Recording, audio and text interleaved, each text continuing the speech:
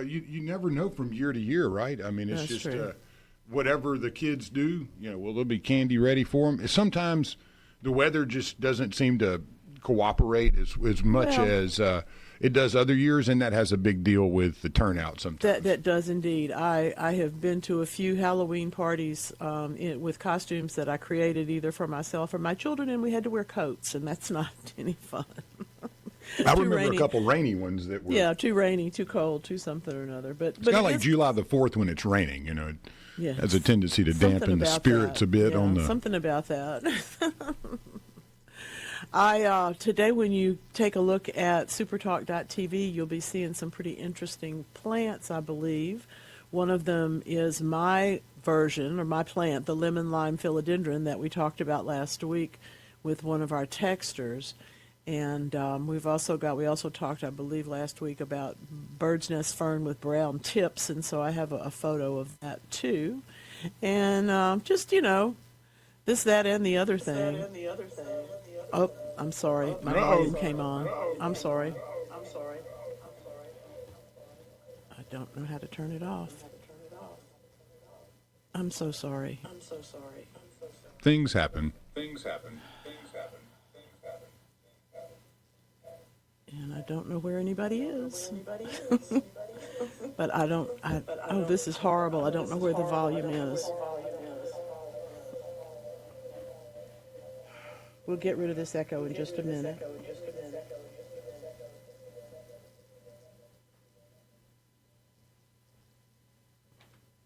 Help. The volume is on your computer. It just popped on. Someone called. Thank you. Okay, now I know. There we go. It sounded like we were doing a little Star Trek. We were doing just a little bit of Star Trek, getting ready. Halloween woo-woo, there. But I didn't realize that this would, in fact, do that. But it happens regularly. You are not the first that one of the many switches and knobs I'm and never stuff the first pops on. to mess one up, trust me. Paula says she needed that laugh, so we appreciate giving that to her. A little early Halloween present. Just a little bit. Another photo that you'll see today is I don't have a bucket list. I don't really, there's stuff I'd like to do. And one of the things I'd really like to do is see the cranberry harvest. So there's a nice picture that's going on this week in the Northeast. And it's just a beautiful thing. I love when they rope them in and it becomes just this big circle of red in the midst of a pond, because that's where they grow. They grow in the water. So anyway, just really pretty thing. When you see a big red flash in your supertalk.tv today, you will be getting a chance to look at one of my dreams. Paul the poinsettia is also in the photos today, and another of my wanting the plants I want to grow series. In this case, it is the really cute, adorable chain of pearls that I have enjoyed for several times. You always, when they get big enough, you always end up either breaking them or giving them to somebody for fun. Oh, I see that our friend Peaches is reminding us it's time to plant pansies. Ooh, the pansies look so pretty. They're going to be flying out of the garden center all the way through the end of the month because it's been so warm in much of our area here in the southeast. Is there a more resilient flower that you can plant? And I mean that with all sincerity and seriousness, because I've seen ice and 2-3 inches of snow on top of them. Then as soon as that's gone, they're right there ready to go again. If there is one, we need to have some more. Right. Because it is one of the plants that can take the winter conditions here. That's why we don't grow it in the summer. It really can't take that heat, and we've traditionally said that October was the time to plant pansies in my adulthood, but I know for sure my mother got them in September because it was right when we went back to school. That's when we planted them, and that's just part of how the whole business has changed, But pansies, whether it's pansies or violas or Johnny jump-ups, or the panola, which didn't really hit as well as we thought it would, which is a cross between the two of them. You just kind of have to decide which you want to do. You can have some that have very erect stems, and so the flowers stand up and face you, and their little smiles and faces will entertain you every time you walk by the bed or the container. And of course, there are others that are solid colors that just basically form a mat of color for you, and that's really fun too. Johnny jump ups to have a little bit more controversy to them because they will recede. And even the fancy ones, that are, I don't know, kind of pink and yellow or different colors, they will recede back to the traditional purple and yellow that you see in the classic Johnny Jump Up picture. So please do send some more of these adorable Halloween shots. I hope that everybody who has gone to standing up skeletons and whatnot, I want to see one that's labeled with all the bones. Because there's one somewhere. Yes, the AP biology teacher's yard. Exactly. Somebody's got that. I want to see that one. And frankly, why not? Yesterday, I was almost tempted. There was a mechanical cat skeleton that you could put on your front porch. It was kind of hard to resist. It moves it's motion sensor. If you walk up to it, it'd be kind of fun. It's gotten so high tech with Halloween's too. I mean, I think that's part of what's made it more of an adult holiday as well, because now you can go out to Temu or whatever, and in 3 days you've got a whole yard of new stuff that no one's seen before, and it's become that. Like I said, I take pride in picking out the first person in the neighborhood that puts their stuff up in September. I love that. They get a little thumbs up. Yeah, and there's usually a big skeleton or something that's ambitious. That's usually the first one. But as a kid, you never really saw those things much. It was more homemade, crafty things that you did. I don't know if the market was there, but it's really gotten to be a big market. I think. I think by the time you got the pumpkin and carved it, you were about done. Exhausted. In many households, but since we have so many other opportunities now.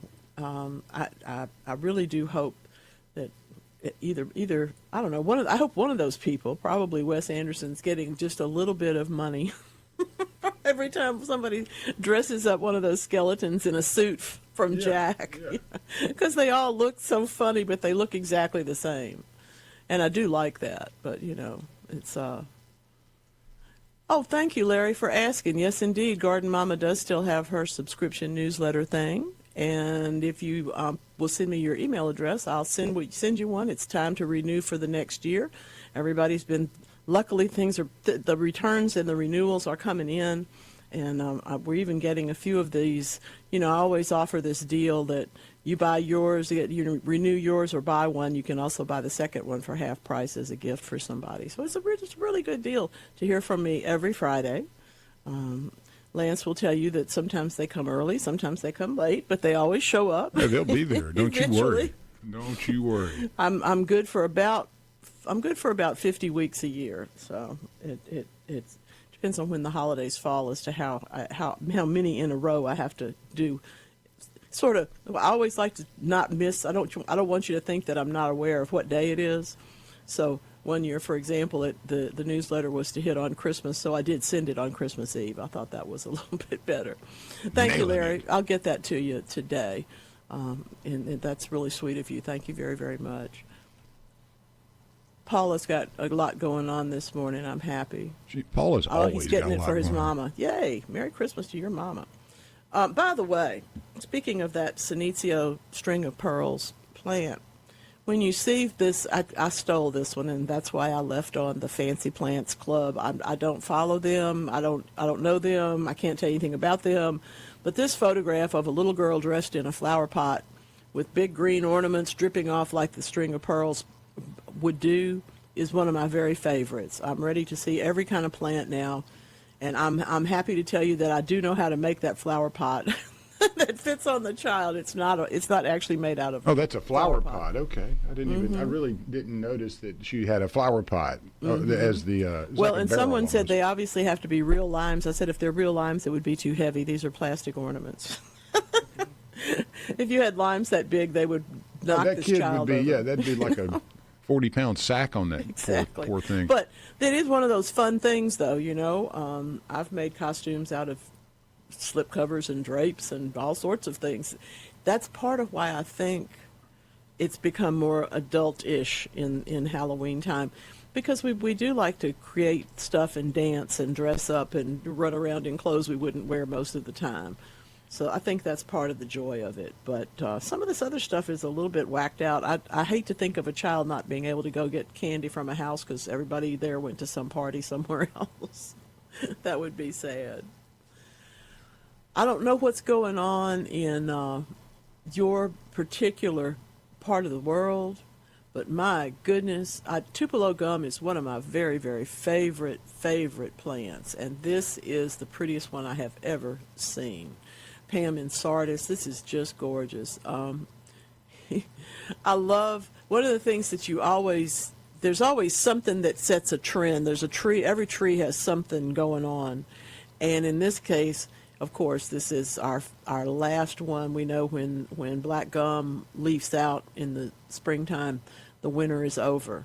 Further south, of course, it's the pecan. I mean, there's one in every part of the country that people watch for and look for. But there's no question but that black gum has this one beat, has all the rest of them beat for fall color.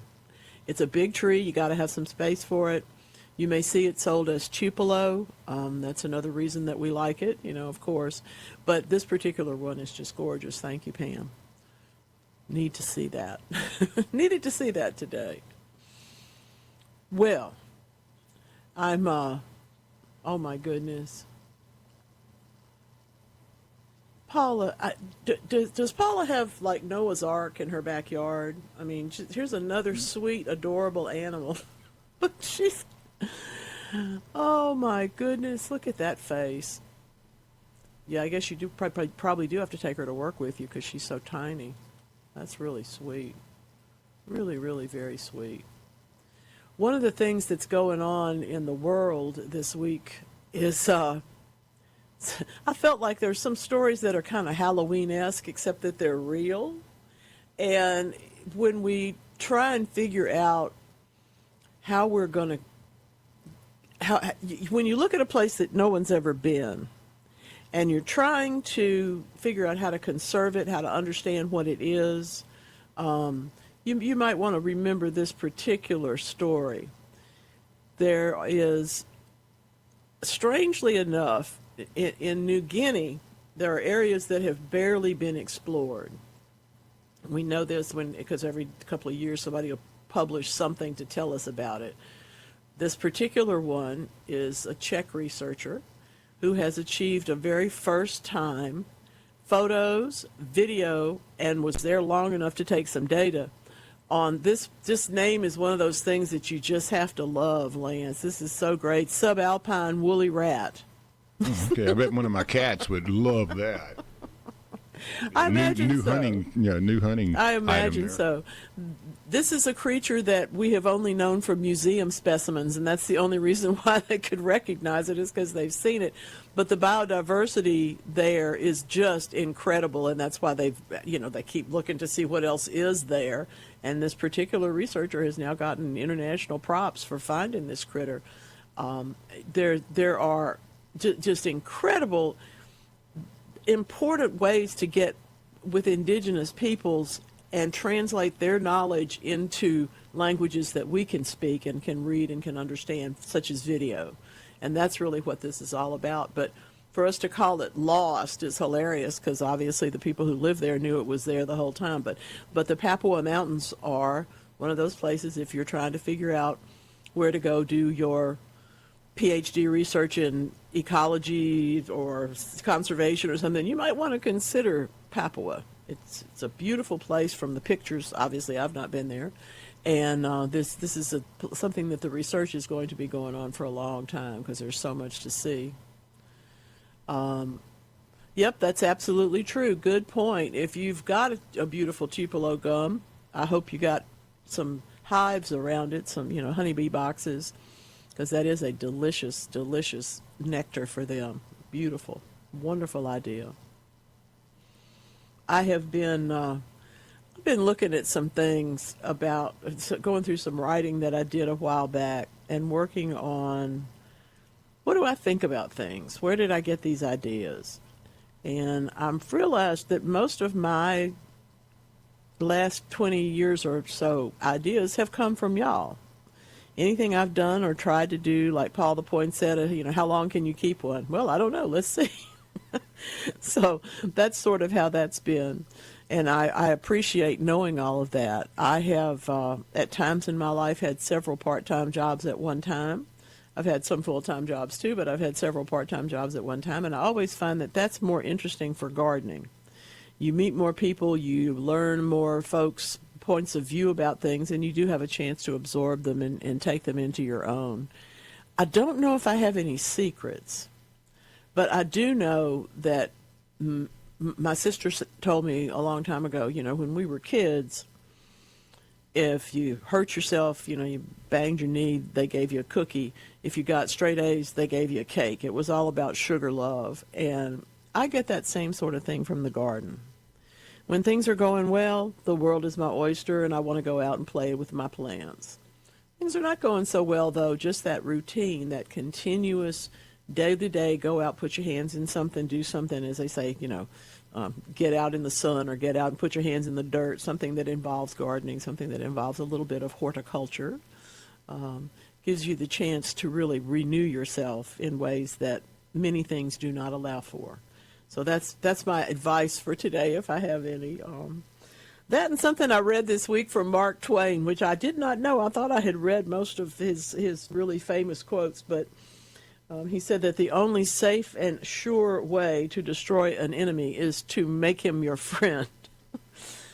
I'm going to think about that one. I'm going to take a lot of work, but yeah, it might take a lot of work. That's the long way around, possibly, but and he's probably right, because that's what would actually destroy the enemy, was if that enemy began to care about you, have empathy for your situation or some other thing like that. In the garden, we do have two camps. We do have the sustainable only, which sometimes goes a little too far, and me and the fire ants, that's a different issue. But we also have people that think all of those people are crazy. So I want to go to the conference where everybody sits in the same room and just talks until we figure it out. And I don't know that there's any answer. It's very much like saying, I think you should grow a tupelo. That's my opinion. Somebody else is going to say, no, plant something else, plant an oak, plant this or plant that. Those are all opinions. And when we see what works for us, we do have a better chance of making our gardens better places. Let's talk about that this morning. Send me some photos, send me some ideas, and I got a few things to talk to you about. This is the Garden Mama Show. I really like how it looks like that dog's nose is on top of my head. Oh no. We're echoing again. I'm so sorry. Let's try that. Is that better? Sounds good to me. Okay, good. I'm just punching buttons. I don't really know what I'm doing, but at least I got that to go off. I'm sorry. I'll get this locked in next week. This is the first week we've had this many problems, and it's my fault. So I'll fix it. I used to live in the San Francisco Bay Area, and I loved it. I did have to learn a lot of lessons. It's a very different place from where I was raised, as you might imagine, and it's certainly different from, a lot of places I had visited, but it's still America. People get up and go to work in the morning and try and figure out what they're going to do in their lives. The best plant that I brought back in my head and in my heart and occasionally in my garden from there are fuchsias. I saw some in the garden center the other week, and I thought, wow, it's late in the season. These must be for houseplants. And sure enough, they were. People were talking about how much humidity it takes to grow a fuchsia indoors, and it can be a bit, but you can grow them in baskets, and they are lovely plants. I have to say, I always wanted to be where I could grow fuchsias and rhododendrons again. Love azaleas, but rhododendrons just have a particular, enchantment for me. Well, I remember that I was thinking about all of that and really did want to consider going back to California at one point around 25 years ago. You would think, well, what's that? That's right before she came to Mississippi. That's right. You know what? I was thinking about it real hard the night that the earthquake happened during the World Series. And it made me think about it last night because I was watching the World Series. The TV screen, of course, went dark. Everything just changed, and it was sort of a sign from God and the universe that I probably didn't need to go back to California. The reason for me telling you this is that when you get to a stumbling point, when you get to something you think you're going to do one thing or another, think you're going to do something else, sometimes the green grass is not in fact greener on the other side. And I'm really glad for the way things have turned out. I've enjoyed going to visit, but I do not want to live in that particular part of the world. And it's I can still grow fuchsia as a house plant. So I encourage you to do the same things. Kevin in Monticello is trying to get me to vocalize the Ricola commercial. And if we have an echo, see, there you go. We will count on Lance to do that. Absolutely count on you to do that. Now, from my home state, another plant that taught me something important, I believe, is copper iris. Sometimes the original is the best. And all of the Louisiana iris that we see, that we grow, that we appreciate so much now, as they say, you have a wet spot in your garden, you probably need some Louisiana iris, not only to help keep it intact, but also because that plant can tolerate it. If it's a little dry in the summer, that's okay too, because that's when they are dormant, and then they start growing again at this point in the year. The copper irises really were beautiful. I've known them all my life. And a couple of times along the way, I thought, somebody really ought to be paying attention to these and doing more with them. And of course, they were already, but I was just unaware of it. The idea is, don't put off things that you think are worth doing. Because if I had become a Louisiana iris breeder, who knows, I might have, plants named after me and all sorts of things. You can too. Just don't put off what you want to do. We have, of course, our friend Eddie Smith works for Cooperative Extension. Eddie crosses daylilies. Eddie has some beautiful daylilies. And, of course, as we know, the climate in that part of the state, in Hattiesburg and that whole southern third, is just ideal for all of that. But a friend of mine yesterday in the same zone just showed me her hookery eye night blooming cereus has made a big seed pod that's about 2 inches long and bright. It's red, but it's pink red. It's really pretty. I've done that. I've managed to make a seed once. And those are the kind of things that we look at in the autumn. You can't, it's not the aspen trees, okay. It's not the long roads of just look like they've been set on fire that you will see in Vermont or somewhere. But we have some really pretty colors. And one of the things that we're known for around here is our ability to keep flowers going and keep things interesting. So that's what Halloween means to me. It has to do with seed pods forming. It has to do with flowers that start growing at this time. You'll also probably see when the spider lilies have finished, you'll see that their foliage comes up. If you're interested in those red spider lilies and somebody's given you permission to dig some, you can certainly dig them when they're in leaf. If you don't, the idea would be to go and put a marker there of some sort. I don't mean spray paint the leaf because the leaves are going to die back. But if you want that particular plant, you will need to be aware of where it is when you go to dig it up. So it's a good time to dig it up when they have leaves up, but you can also do that a little bit later in the year. Just make sure you know where you are so you don't cut the bulbs when you begin to dig them. And, of course, in the bulb world, my goodness, what can you not plant right now? We have so many things that we can put out.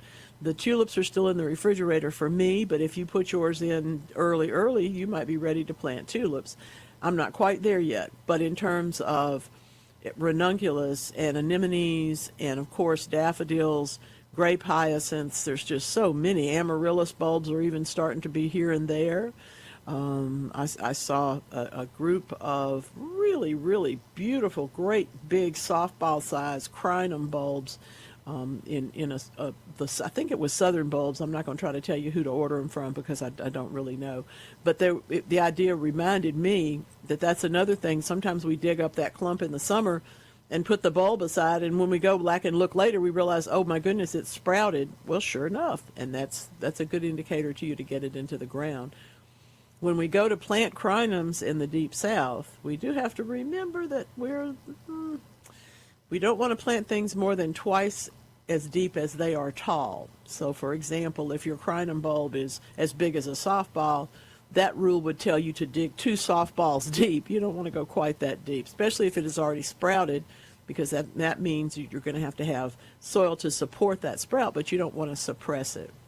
What happens, of course, over time when we see beds that don't bloom, whether it's crinum or daffodils, we'll see them and they don't flower anymore. Narcissus are particularly vulnerable to this. The bulbs have just gotten so close and crowded that they have actually sunk. And when they get too deep into the soil, they can't send up flower stems, and therefore we don't get any blooms, no matter how much fertilizer we throw out there.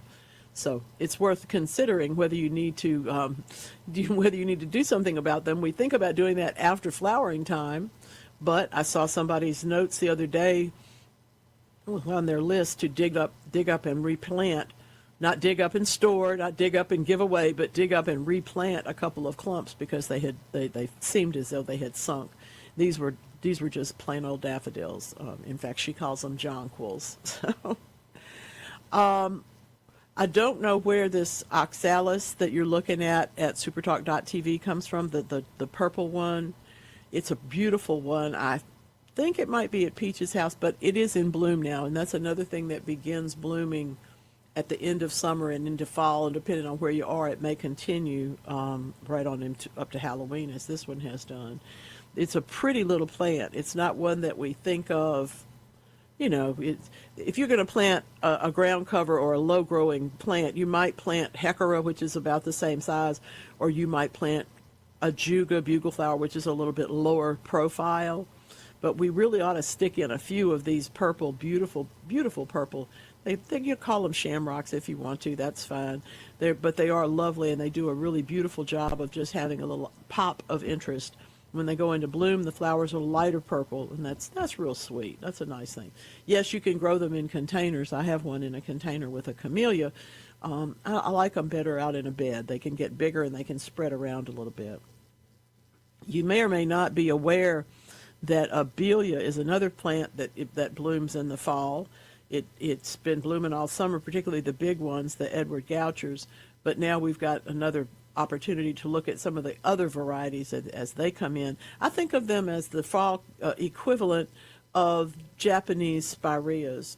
We have those that bloom in the springtime, the little low-growing, and they'll be really, really pretty and have bright pink flowers on some leaves that are almost green but not quite. They're sort of yellow looking, or they're variegated.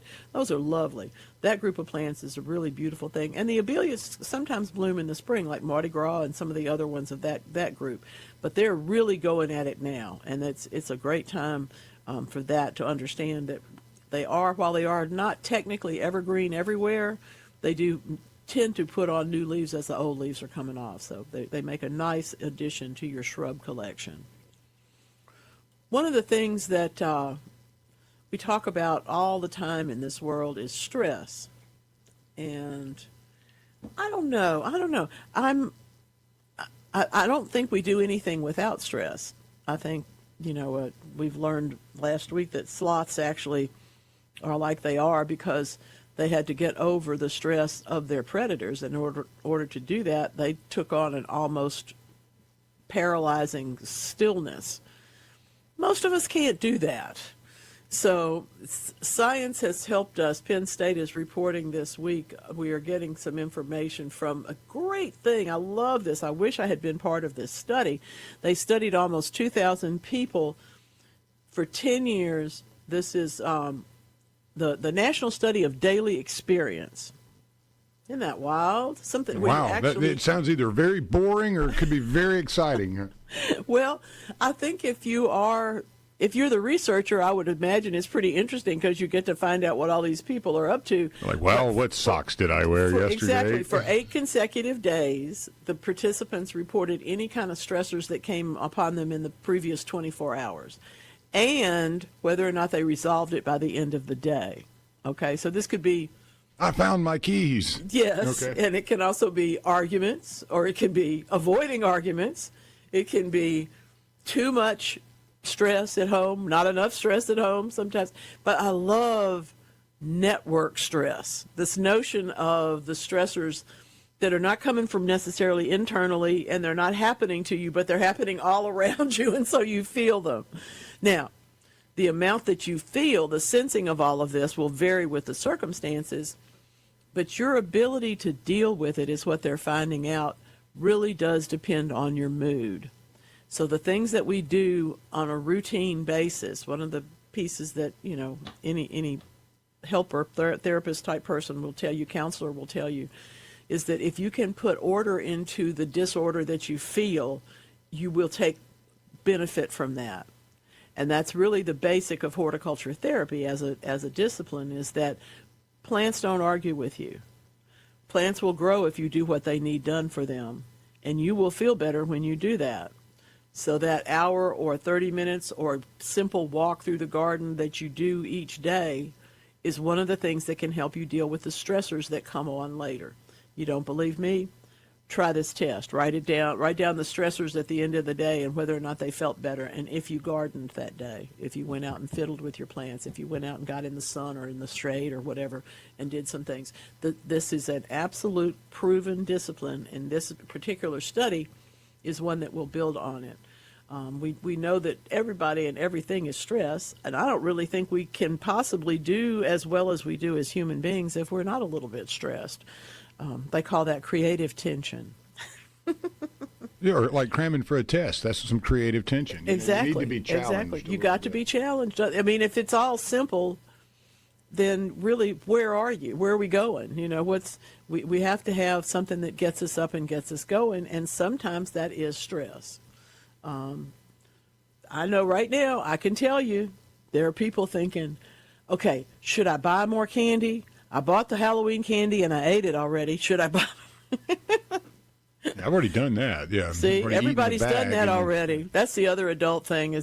We act like sugar is just not a thing the whole month of October. So, I mean, when Reese's Pieces, Kit Kats, and Rolos show up in a bag. I mean, I can't wait 2 weeks.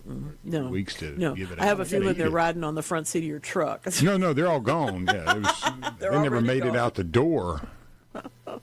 That's funny. I love that. It is tempting, though, and then you go and realize that there's several different opportunities to buy those candies in that one store. So you have to kind of look go around back and do it again. And then right after Halloween when you get the discounts. Yeah. Well, unless it's candy corn, you don't see that many discounts because people eat all the stuff. I mean, it's just wild, isn't it? We think about kids bringing their pumpkins around, and maybe they're going to collect pennies for UNICEF, or maybe they're not. Maybe it's just all the candy. But my goodness, there's a lot of kinds of candy. Good grief. It's kind of like cereal. I mean, you just go to the cereal aisle and you might as well just sit down Indian style and start praying. I wish that's another idea I wish I had thought of, is the cereal bar. Where they have the big things of them. You just go in there and make your own cereal bowl and sit around with people. It would be lots of fun. Something to think about. We will be right back. The elves are here. This is great. No, I'm a lucky woman. I have a team that takes care of me, puts everything in the electric world here so that it can work. I'm watching all the cords go up, down, and sideways. Thank you all very much. I appreciate you. Love you. Now, got some great questions on our text line for this end of this first hour this morning. I love this from a Madison gardener. As we begin bringing in our plants for winter, I would like to bring some houseplants to work.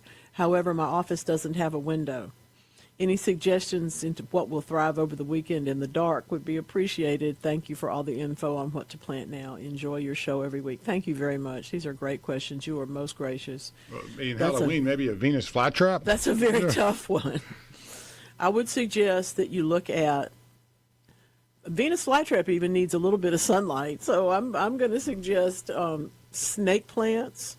That is to say, the mother-in-law's tongue. We keep talking about these plants and how horrible the names are. Mother-in-law shows up again. It's the Sansevieria, and they really can take very little light. The other choice another one of the good choices for something that can actually sit there for a couple of days and be ignored is going to be another of my choices, rather. Probably everybody's got a choice. But I really do think that there are Dracaenas that can take this. The wider leaf Dracaenas that have shorter stems, the things that are more like a cluster, I think could probably handle it. And I think there's probably some others. Philodendron, as long as they're well watered, the solid green philodendrons are going to be all right in that circumstance. Not pothos, Not anything with any variegation, I don't believe, but if you can put up with just some solid green leaves, I think you can do well with those. I hope that will help. Plants are doing interesting things, says Ken. Needs to find a better spot for the rubber tree. But that's pretty, though. Everything's growing. He's got that zebra, the zebra purpurea. It's really nice looking. And I'll tell you the truth, the figs plant, the ficus plants, but in particular the rubber tree, can take pretty little light. So I might add that to my list of choices along with philodendron and mother-in-law's tongue, and maybe that Dracaena, a little bit of a squat Dracaena that's big leafed. That could work out. Now, how many of those plants would it take to make like a Hot Wheels rubber tire? You know, I mean, like, can you make a rubber out of a rubber plant, or does it need to be a super mature, full-grown tree? By the time they're tapping this particular plant, Ficus elastica, by the time they're tapping it for rubber, it's probably 20 feet tall. Wow. Okay. And not in the southeast United States. Has to be in the pure tropics. But it's hardy in zone 9 as long as it's not too abused. So you can grow it on our coast outdoors, but it's not going to be as boisterous of a plant as it would be, say, in Mexico City. Or maybe even Monterey, to think about that one. Is it too late to split reblooming daylilies? No. If the conditions are nice, you're not looking at any temperatures below about, say, 50 for a week or so, you'll be fine. And in fact, I like to plant perennials even when it involves dividing them like this. I was dividing lettuce yesterday, not that it's not that it's anything resembling perennial. I'm going to eat it. But the point is, this is a real good time to work on those things. The temperatures are not as hot. The conditions are a little bit less humid, and just really beautiful to do that sort of reblooming daylilies. What varieties do you have? I like Scarlet O'Hara, and there's some other ones that are very nice. But the reblooming daylilies are another thing that makes it so worthwhile to have these plants, like reblooming azaleas, things that only bloom once. It's kind of tough. But yeah, it's a good idea. Oh, thank you very much.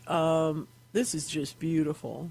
Gorgeous Mexican petunias, beautiful. Yeah, mine are doing great. I'm thank goodness, because there's nothing else that seems to have flowers for you. Well, the roses did a little, but it's been so dry and such that the petunias, with all the water that I'd put on the yard, they really sprouted like jumped, chia pet. Yeah, they were ready to roll. I mean, they just multiplied like rabbits. Well, we're adding to the garden in Rankin County, where we're adding from the Clara Curtis and whatnot, we're adding the Mexican petunias today, as well as this lovely, I believe this is probably a little gem magnolia flower, because that's what it just looks like that to me. It might be a different magnolia, but it's just beautiful. And y'all are being real sweet with the compliments. Linda and I thoroughly enjoy your show each Saturday. I learn as much as I do when I hang out at the local co-op. You have no idea how flattering that is to me. Yeah, that's basically like going to it's going to school. Wherever the folks go eat breakfast. It's going to school. You're getting learned there on what happened last night and everything. And then you go over to the co-op, and you get the same type of priceless information. We sat on the porch waiting on the old dudes to that went to get the hay or whatever they were buying. We had and they had to go eat breakfast. Lots and lots of good conversations rather.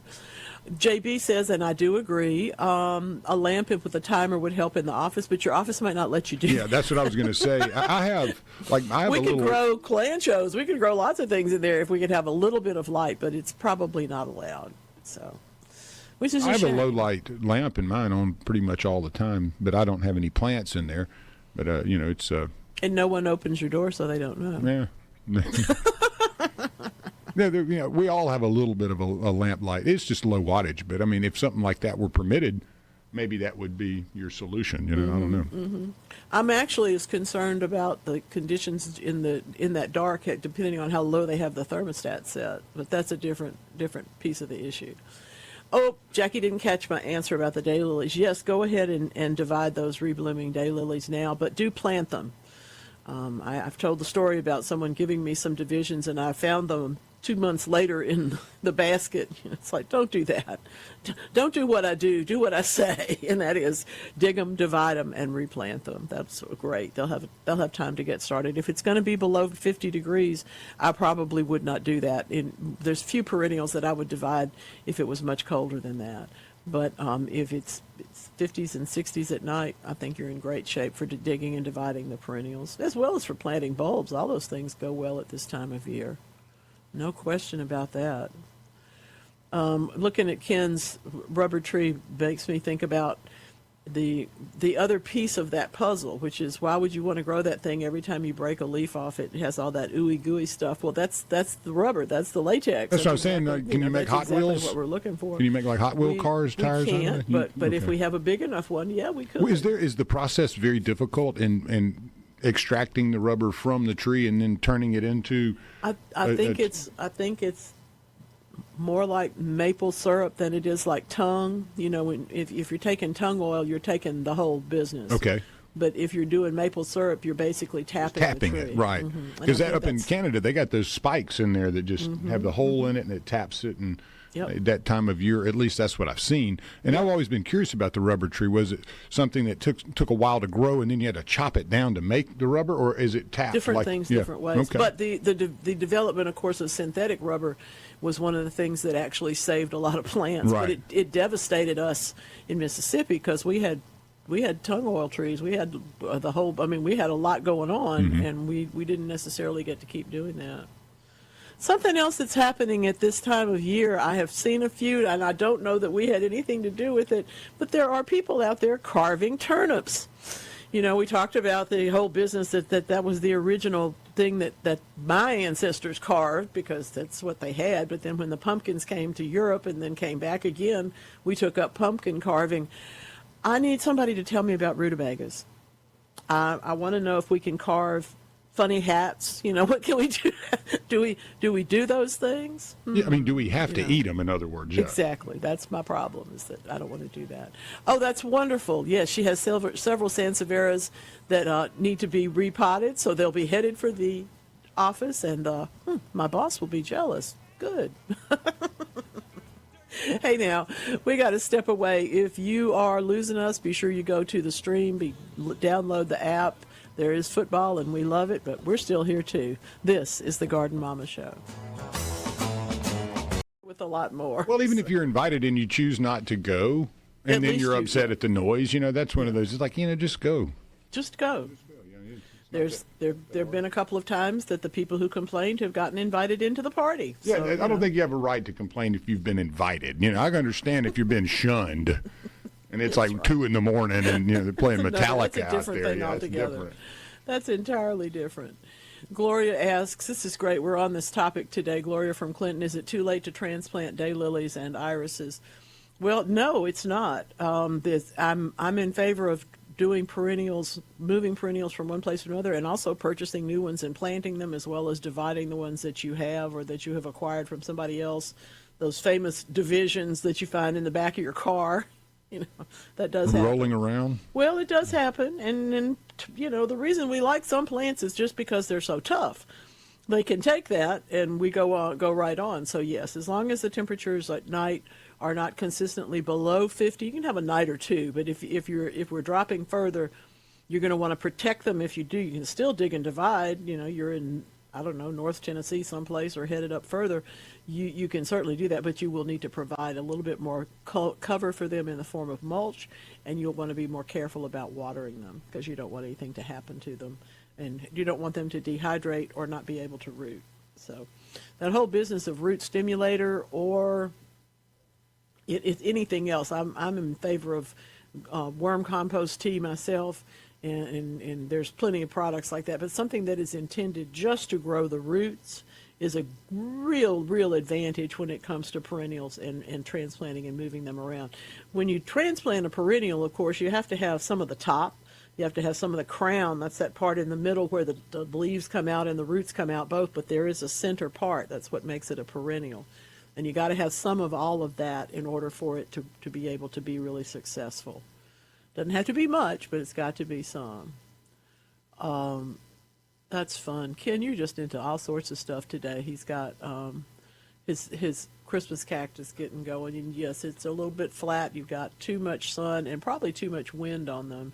I find that when particularly we have young Christmas cactus, ones that he's rooted, ones that or even if they're just have been in their containers for a long period of time, they can take some damage and survive it, but they'll look better if you give them a little bit of a trim and maybe even some better potting soil or different potting soil if they've used it all up. That is such a pretty Mexican petunia. I wanted to point out in this picture that you're seeing at SuperTalk.tv, because there is a pink one and a purple one, and they're both blooming in this particular photo. The pink one is the one that oftentimes, I don't see it in this photo, but I can point it out to you in my backyard right now. The pink one generally has a bigger problem with some mildews and whatnot on it in the fall, but you just cut that off and the plant comes right back. It's a seasonal problem and not one that persists very long. Nice plants, though. The Ruellias, there's a lot of plants that we import from Mexico or that were native to Mexico that we have taken into our world. Mexican petunia, marijuana, tagetes, and of course there's plenty of others as well. Thank you for that in my ear. Anyway, when I'm thinking about Ruellia, though, I'm thinking about what a great plant it has been for. That's why it's called dooryard plant, because we grow it in so many places and it's so tightly packed that it can fill that space that's right next to your door between the little bit of soil that you have between the door and the sidewalk or that kind of thing. That's a perfect place for this kind of plant.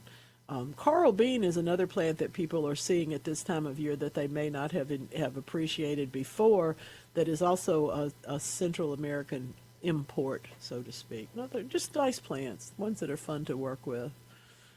I will tell you, this is what happens when you don't put labels on plants.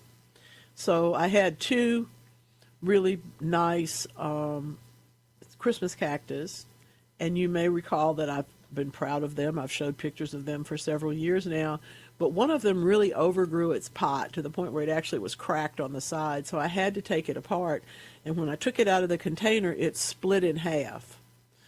Well, that's a sign to me that I need to put it in two different pots because it was going to be really hard to get them to grow back together.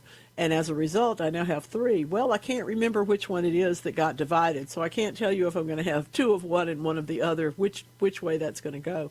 But you will see them because I'll have pictures of them. They're looking really good. If yours are still outside, and I hope they are too, I hope you'll give yourself an opportunity to appreciate them, give them just a tiny little bit of fertilizer, a little water if it's dry where you are, and leave them outside until the temperatures are below 50. The change in day length and the change in temperature will be the things that give you the best set of buds on Christmas cactus. Just a wonderful, wonderful plant, one that everybody should enjoy. Picking up on a small comment. Now, do you know the term caveat emptor, Lance? I've heard it, and you've caught me snoozing, so I don't. I'm sorry. It doesn't come. I know what phrase. a caveat, and I know kind of what emptor is, but well, it just means let the buyer beware. Yeah. It's it used to be when you bought a used car, for example, somebody would inevitably tell you caveat, not the people selling it to you because they knew what was going on, but somebody that was unaware of what the circumstances might be would say, better be careful. Same is true of many things that we buy. It's not surprising either that sometimes people overrate stuff or their test processes are skewed in one way or another. The University of Colorado at Boulder is letting us know that 44% of cannabis flower products have inflated THC amounts on their labels. Yeah. It's surprise! So you thought people that thought that we in Mississippi had the first. Well, we have to take all this apart and put it back together. No, it goes on all the time. It goes on with the percentage of water in a can of corn. Yeah. Okay, this is the stuff. This is the reason why we have people that check on these things, so we know. For example, another one that you won't ever hear about much, but you would know if it was different, is pearl onions. Pearl onions have to be a particular size. If they're twice as large or half the size, they're not going to be pearl onions. They don't meet that criteria.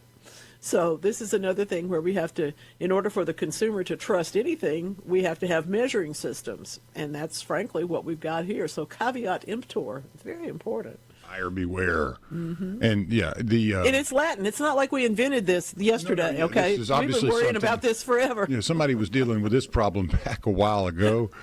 The drawback is beware here. Yeah. Exactly. Well, when you read, you'll still read something about something that you just think is so current and so timely, and then you immediately start looking at it and you go, well, no, it's really not. They've been talking about this since, I don't know, before the Common Era, or something like that. Well, there's a funny skit on, I think it was Family Guy, where Jesus makes a table.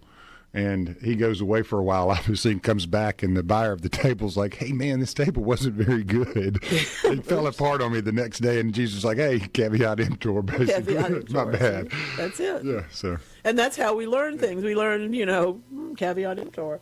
The one that I was, that expression, I was today years old when I found out, that kind of stuff. Mm-hmm. You had no idea. I was today years old when I found out the difference between a grove and an orchard. Okay. And I literally found this out this morning. There's all these expressions. All this is that, but not all that is this. Well, that's true in this case.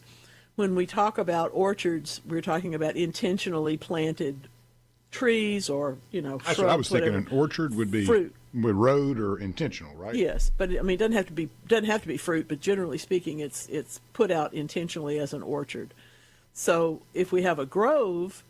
Well, groves are not necessarily planted by people. We may find them; they may come up. But, I think of the mangrove swamps, and I think of those places where the trees just stand next to each other. I know that nobody planted all those aspens, for example, that we talked about before. That the groves of them are a naturally occurring thing. They're not considered orchards because they're not planted out in those ways. So the question is, are all groves orchards? Well, all orchards are groves because they're groups of trees, but not all groves are orchards because they weren't planted intentionally. And I did not know that. We have the Grove in Mississippi, and too. You have the Grove, that's right. And believe you me, they work hard to make sure that it stays that way. Yep. But I have a feeling those trees were, planted by the squirrels or something in the first place. Oh, they were. There used to be a lot more of them, too, and it was, waist-high grass, and people would back their cars in, and back in those days. But it's much more of a park now, and most of the time, and then on Saturdays, obviously turns into a whirlwind. It's like watching somebody. Yeah. It really is amazing. This is one of the great things about drones. Drones over parties like the tailgates and the Grove events and stuff. I'm never going to see all that, even if I'm there. No. I mean, it's just like beautiful really to take a look at it from the roof, so to speak. It really is like watching, like a hockey match that just took place, and then they flip it over for a concert within a few hours. I mean, the Grove goes from this pristine green grove just to an absolute sea of people and garbage, and then boom, it's gone again. And then before the morning of Sunday, right. It is back to the way it was, and but it is a beautiful setting. Always loved the Grove. Lovely place. Really beautiful place. I really was. I was kind of stumped this week. I have a place that I would like to plant some things, and it's going to involve shovel work. And I don't do that so well anymore. And I was thinking about how so many of us want more plants, and for several reasons may not want to dig up something. There may be tree roots that are going to give you a problem. It could just be too much work to run the shovel. I have like 6 different plants I'd like to put, but it's a lot of shoveling, and really you're better off at that point to make a bed anyway rather than dig 6 different holes, and that's another whole amount of work. What do you do? How do you figure these things out? Well, I'm going for the bank, and you'll see it done as bonk because it's a group of pots that are put together and then mulched up to and around. But that's what I'm going to do, and I encourage you to do some of that too. If you have an area where you want to grow things, but for example, as in this case, the tree roots are just too tough. We think about that when we want to put, somebody told me one time, if you plant those iris, just plant the corms right in between the roots of the tree that are standing up out of the ground, you can get irises in there. Well, that's true, but I really want just more than a little piece of iris. I want some big pots with some nice plants on it. So I'm going to come away from the roots that are sticking out of the ground and put that bank. put a bank of big pots, they don't have to match, but they need to be about the same size, mainly because that's how you take care of things better, as if they're in containers the same size. And that will give you the opportunity for greater areas to plant. I needed the afternoon protection of that area for a couple plants that I want to grow, but I don't want them to have, I don't want to have to water them every day of their life either. That's another piece. But there's just so much of that going on at this time of the year. Don't feel like you have to dig a hole, because virtually everything that we grow can grow in a container. If it's a big enough container, has soil that's appropriate for that plant, and you take care of it, I don't think you should be limited by, like me, your inability to use a shovel very effectively. And yes, I did shovel a lot, but I think I've already hit my limit on most of that. I wanted to mention, I mentioned it in the first hour, but just in case our caller from, or texter from last week is seeing this again, yes, this is lemon lime philodendron, and yes, it is yellow-green, and yes, that is how it's supposed to look. So I put a picture in today at supertalk.tv. I put it in the newsletter as well. Thanks for your interest in the newsletter. I'm going to get that info to you today. The people who have emailed me about it this morning, I appreciate you very, very much, because it is the time, and frankly, nobody else does what I do. I write about the plants that I see. I write about the things that I know. It's just real simple. And fortunately, a lot of us enjoy some of the same plants, and many of us have the same opportunities to grow some of them. And even if we don't, I've had a few people tell me that they like to hear what I think about it, even though they have no intention of, for example, growing lettuce, which is what I wrote about last. Well, there's also a huge side benefit to this. Every newsletter purchased, those proceeds go straight to an angel to get its wings, right?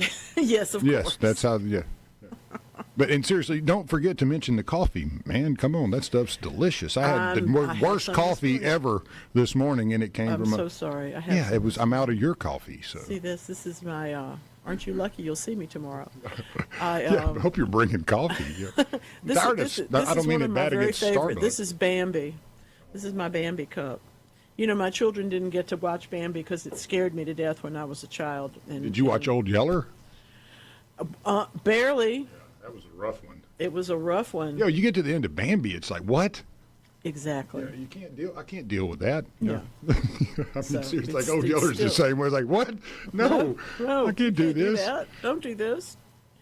And of course, because life is full of these things, that is why these stories are written, and that's why they're passed on to us as human beings, even though we're young and children. Very impressionable at that time.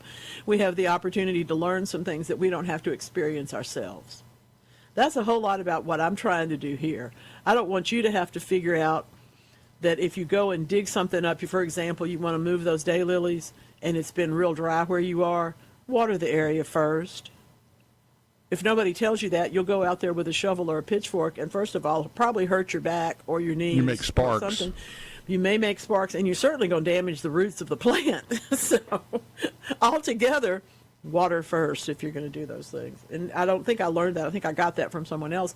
But undoubtedly, somebody along the way learned it themselves and thought to tell the rest of us. Man, I had to put up yard signs for a politician many years ago. It was one of my jobs. Oh, my goodness. But the tough one was not the yard sign. It was going and putting up those big 3 foot by 2 foot or 5 foot by 3 and put on the street corners where it's gravel and hard corn, Yep. And I broke my neck 20,000 times trying to put these things, out there with a post hole digger and all that. Sure. And finally, somebody told me that worked in that business, like putting up street signs and stuff. Said, man, bring you a jug of water. Take some water. And I poured, and that made all the difference in the world. Man, it made my job enjoyable. You I was like, how stupid was I? Why didn't they tell me this? What was I thinking? Work myself to death. It is true. You know what else is very clever? I was watching a gardener put some beds together, and first thing that he did was the metal thing looks kind of like a cattle trough. That's the oblong circular deal that's about 2 feet tall. He had a bolt between the two sides, because what happens immediately to those thin plastic beds is that they immediately start falling apart. Yeah, they start splitting on you in the heat too. Yeah, so heat and that cold. was tied together. And then the other thing that he did was to put the sticks in the end, that you're going to end up putting up your trellis with. But he had those things that put on top of that to pull it down rather than having to hammer it down.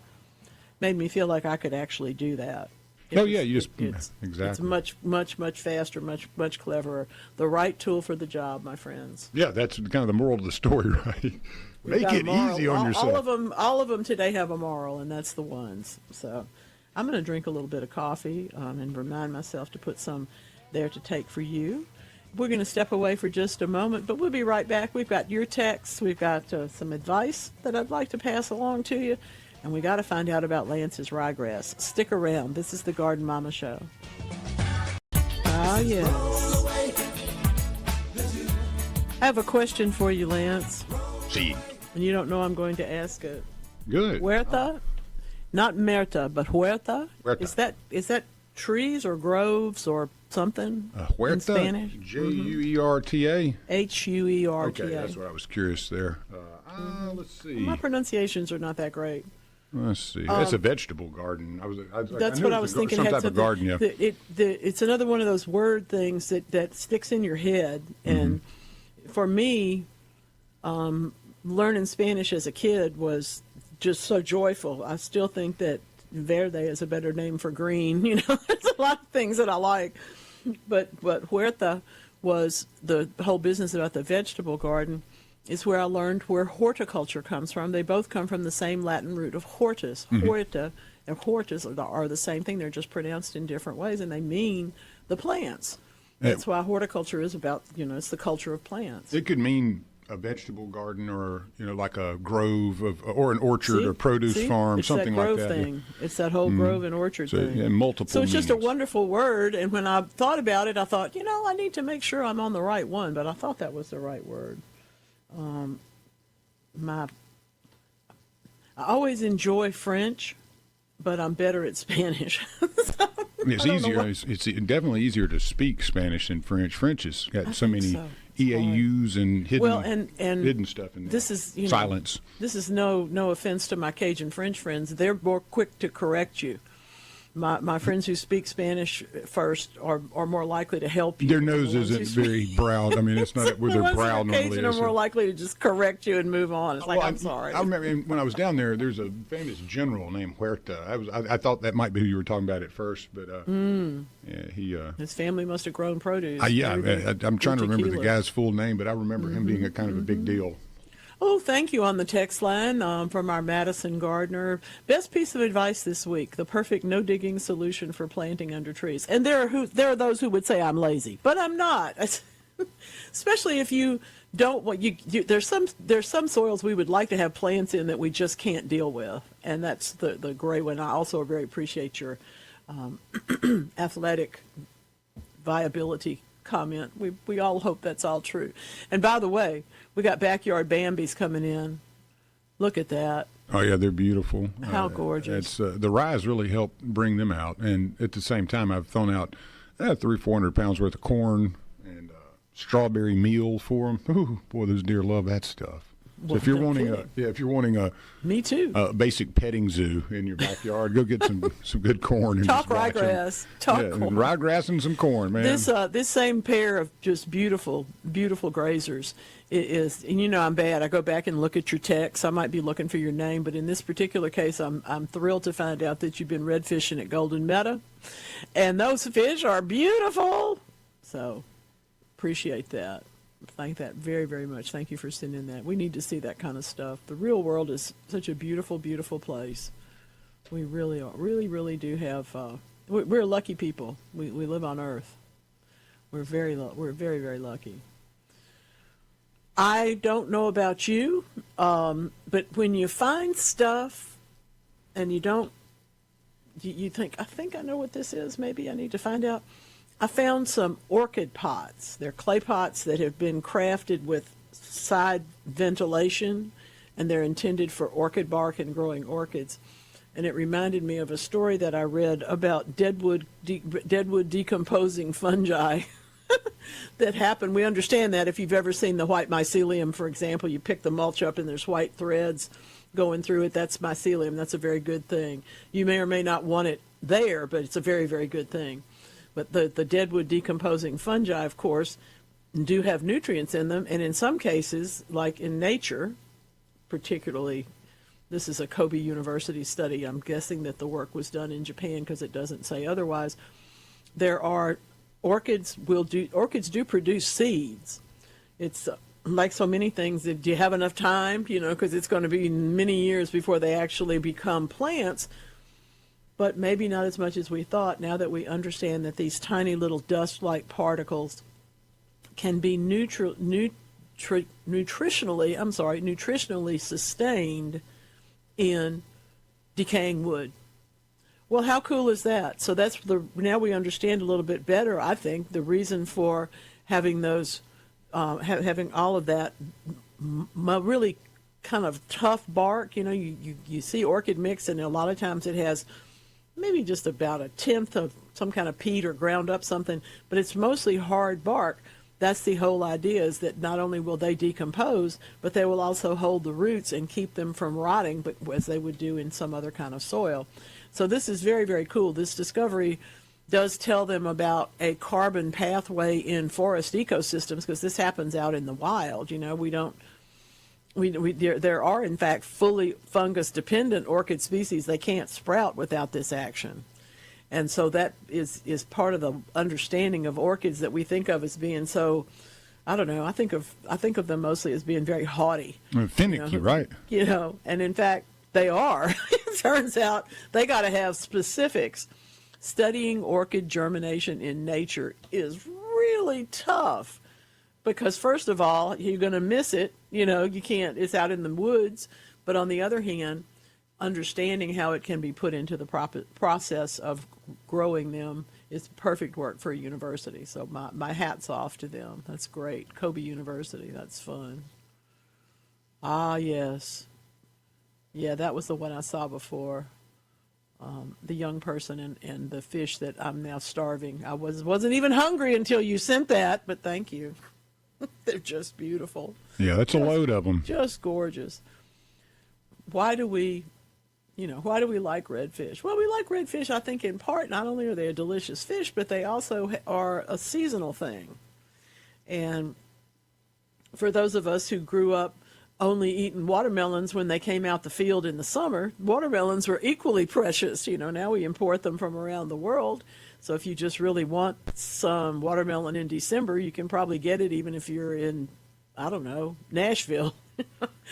But you don't necessarily run into all these things. I keep looking at this. I'm looking at this picture, and it's one plant that looks like a kale coming up in a bed that needs to be weeded, and I don't know what it's about. I keep waiting for somebody to send me a note about it, but they haven't. I will tell you that I don't have arguments a whole lot, but I did argue with somebody this week about whether or not roasted kale was better than fresh kale. I maintain that it is way better. And for people who don't like kale, I'm telling you, you just need to roast it, and you'll find that you got it's better than potato chips. It's a great, great snack. You can also use kale like noodles in some cases. But anyway, there's people out there turning off their radios right now because they don't like kale. I hear from y'all every time I mention it. JJ kale fan. Exactly. I'm growing that tiny little kale that's got the little short leaves, and I will take pictures of that so that hopefully I can persuade y'all to come over to the light and get into kale, even if you don't care for it as a vegetable. And you know what else is really good, and it's roasted collards that same way. People that think they don't like collards have probably never had them with just a little oil and salt and put in the oven and roasted. It's an entirely different. It's like blooming the vegetables. They taste better. University of Virginia School of Engineering and Applied Science. That is an acronym that you don't want to have to put on a shirt. They have now discovered, or created, I should say, hydrospread.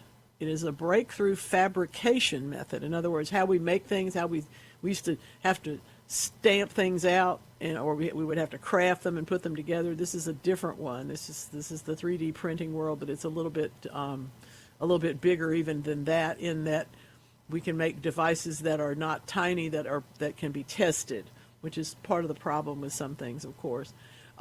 These are some more of the insect-inspired machines. They'll walk on water. Look out now. They do like a water strider. Have you ever seen those? They're literally they don't walk on the water, but they appear to walk on the water. And this kind of gliding is one of the things that can enable that search device to follow pollutants without disturbing them, or to even look in flooded areas that's too dangerous for people to be there, to try and find people or pets or whatever might be missing out there. Collecting water samples, of course, is also very, very important. And there are areas that we can't get to. So I think this is very cool. I'm sure that they've already been in all of the competitions. You know, I love robot competitions, but I want to see the big guys where they battle with the robots. I love those. I want to see those, but I want to see these little bitty ones up on top of them, you know, making other stuff happen. Maybe being their It's like Master Blaster and the little guy, and just be really fun. Mm-hmm. Beyond, like that's a Mad Max Thunderdome. You got the big guy, and then you got a little guy up on top, kind of telling it what to do and making stuff happen. So you're saying big robot with a little robot. We all need that. Yeah, I could use that on my head all the time. Definitely. Oh, my goodness. Some more about deer this morning.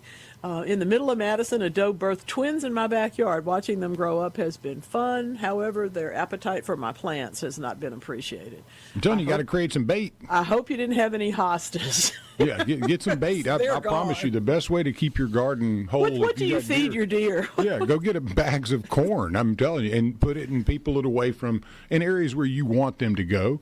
And generally, you can train them to stay away from the plants, but you definitely have to get ambitious in your solution. They make things like peanut butter flavored cornmeal or rice meal, strawberry flavored. This has a great smell to it. Wait now. Can I make tortillas out of that? I think that sounds great. My butterscotch, the last bag of the strawberry type I bought, and it's meal. I mean, it's like flour almost. You sprinkle it all over the place, and it pulls them away from, because the smell is very strong. But my cat Butterscotch, I mean, he laid up next to the bag for like 2 hours. He's like, "What is this? This stuff smells amazing." Let me have some of this. So I mean that sincerely. If you're having an issue, I've over many years have learned to just try to create a bait format to push them away.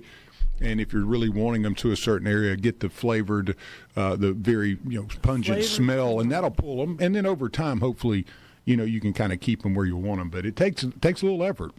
Well, no kidding. Especially if you got monkey grass. They love that stuff. They have a lot of things that they would like to eat, and our yards are full of it. But you just got to make them, you got to give them something better than what they would be. My only concern about the corn is that, what about the squirrels? Doesn't that bring all the ones from... No, you'll be amazed at the deer have once they get their little area, they'll come look at you when you're out. They'll start scraping their foot and looking at you. So that's one of the, where's that dinner? Yeah, well, for $10. I mean, you can get a good bag, a 50-pound bag for $10, and so it does help you if you don't want to keep looking at your plants every day, going, "Oh man." It's kind of fun too. Yeah, it's kind of a game. It's kind of fun.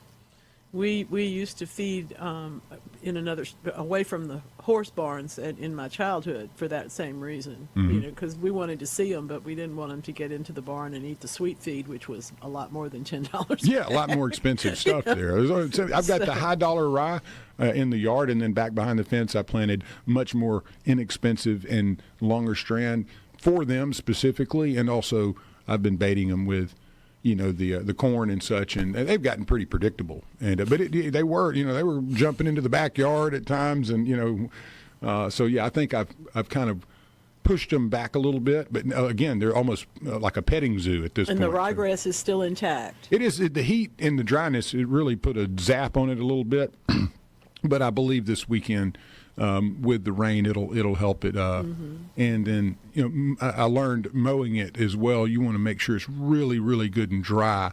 Yeah, that's true. Because of how thin and fickle that little strand of grass is. The other thing that we haven't talked about, I think, or if we did, I forgot about it. We've talked about the fact that one of the reasons you're doing this is you took a tree down. Yeah, that tallow tree. Taking that tallow tree. Man, down. I've been pulling those little tallow sprouts. Spend your life doing that. Yes. Because they were all under there, and now they have some sunlight, and they can come up. It's just. I tilled all. I mean, I raked as many of those out as I could, but I mean, they were 6, 8, 10 inches deep. Thousands. There's thousands. They've been compacting for years. Forever. And when you do that, of course, and then you plant the ryegrass, what your intention is to put some lawn in there next spring. And the reason for doing the ryegrass and not just going ahead and throwing the sod in there now or even the seed is really so that the ryegrass can do its work.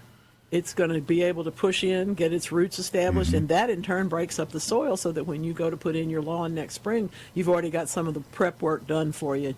We let the ryegrass do that. Precisely. That's what I was hoping, and hopefully that's what's all. Going to happen. But I think this higher end, it's a little bit more dainty, so I don't think I'll be able to wait as late in the season to plant permanent grass this time. So. Well, we want to get it started early because we always, at this time of the year, everything just seems possible. And then we get to February, March, and then suddenly it's too hot to do anything. So we have to kind of pick our choices. And I agree with you. Earlier is better next year, for sure. All right, now. We're talking about groves and huerta and orchards and ryegrass. And what's on your mind? Jeff's in Carrollton asking, is it too late to plant turnip greens? My thought is, in Carrollton, it's getting close to when we should be picking them rather than planting them. But if you can provide a little bit of cover to the container or to the bed, the road where you're going to plant them, I'd go ahead. If you've got good conditions to plant, the soil's not too dry, it's not too wet. The weather has been very pleasant for them to grow. And they will sprout in less than a week. So I would say go ahead and do it, but just keep yourself a little close handy in case there's a night that you need to cover them up so you can encourage them to grow. Even when it's a little bit chillier than they might like it to be. Okay? Okay. I found out something else. See, you learn stuff all the time. If you just keep your mouth closed and pay attention a little bit. Huerta is, in fact, an irrigated grove or orchard. It can be either one. If it's got irrigation in it, it becomes huerta. I love that. That's part of the whole. Muy interesante. See? Bueno. I'm fascinated by that. The different. Why would you have? We don't have a word. We don't have irrigated orchard as one word in English. Anyway, something else to consider. How do we get there? And how do we take care of the deer that are living in our backyards? Oh, yeah. Now we know more about that than we did. We know a little bit more about that maybe than we even wanted to. When they start laying next to your car and you haven't fed them in a week, that's when you know. They're like, hey, I'll go get it.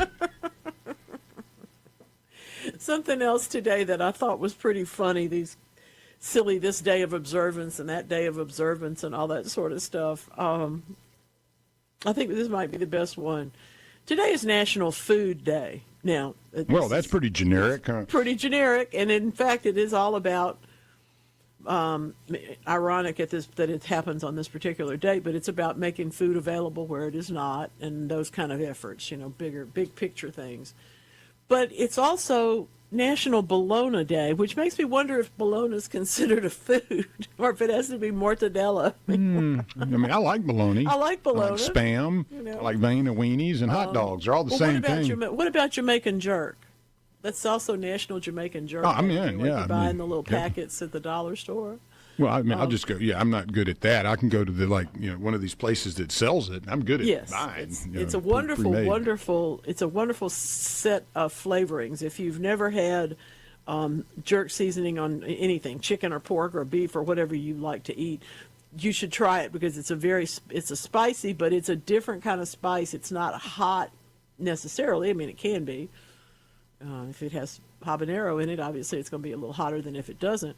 But it is one of those things that has sweet pepper to it too, and it's just a delightful kind of maybe allspice is in there. Maybe. What about Captain Rooney's glazed stuff? I love that. I haven't had it in a while, but I like on pork, man. That's a call out from the day before. Yeah. I like it. That's funny. I didn't have any idea about that. Wonder if that's still around. You know about Captain Rooney's? Still out here? Yeah, you got to find it at, like, a lot of times you'll find it at like a gift shop and things like that.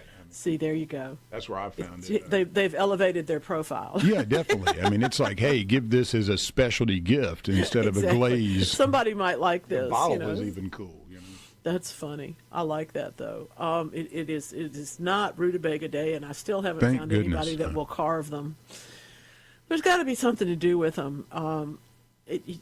There's the people who love rutabagas just really don't like me, but I'm allowed to not like one thing, and that's the one I really just I like the name. I haven't figured out yet. If you had a Studebaker, you could go get your rutabaga and get a whole truckload of it, right? No. Well, but we don't have Studebakers anymore either. No, exactly. Now, you'd have to find one of those, and that would be a real shiny penny to, if it was still running. I remember going to a family reunion when I was a kid down in Louisiana, and back in the backyard, there's an old Studebaker. Yeah. And I'd always heard about them, and I was probably 10 or 12, I can't remember, and seeing that thing, it kind of brought it all. They were different. Yeah, they were different. They were a little bit different. And I will say this, that even though it sounds old-timey, cars look alike today much more than they used to. You know, I was doing a little, I figured you would like this. I was doing a little research on how many cars, we build each year, what happens to the ones that you destroy, and up to 85% of cars are recycled. But that leaves 15%, and that makes it roughly that you put about 1.5 million cars in a landfill every year. Oh, no. But that, the other 85% of what can we do with them? Yes, we use a lot of the part. I mean, so up to 85% of a vehicle is recycled. Yeah, The old ones that they bring in, they'll take the plastics and all this and separate and shred and make different things out of it. But you ask yourself the question: what about the other 15% of that vehicle that can't be or is not recycled?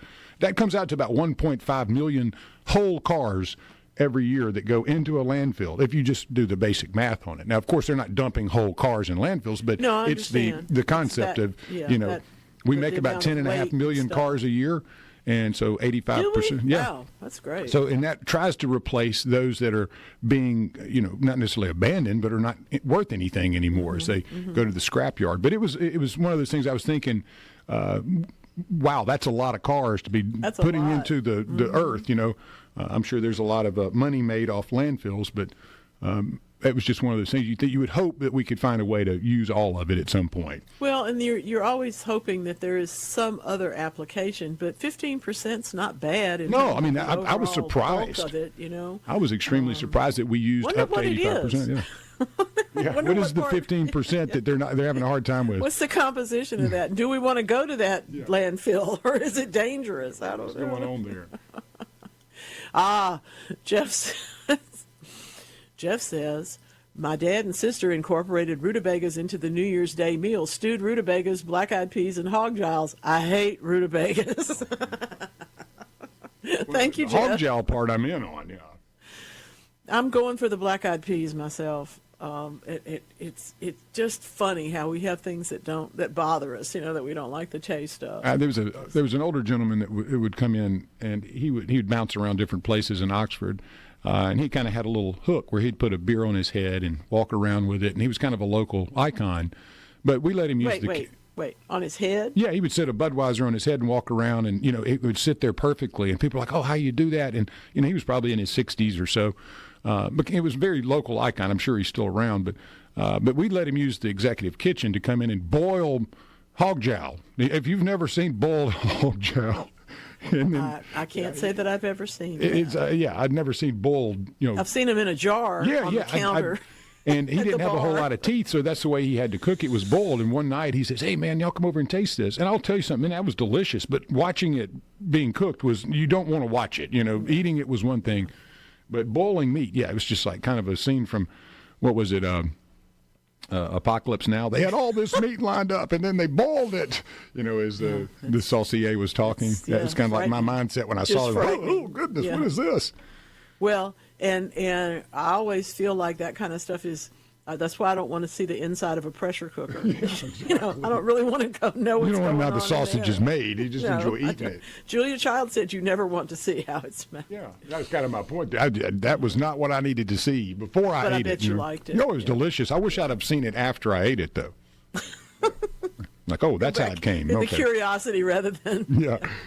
That's terrible. I love that. There's so many things that we do. We talk about stuff, and let's see. They make rebar out of old cars in Flowwood at Nucor. Oh, we know people at Nucor. Yeah, definitely. They got some beautiful rebar out there. And I love me some rebar, that's for sure. Makes sense. It's not the 15%, it's the other part, it's the other part. And there's the jokes about what do you do with something, We'll continue to tell those. We'll continue to ask those. Please keep on growing and come back next week for more of the Garden Mama Show.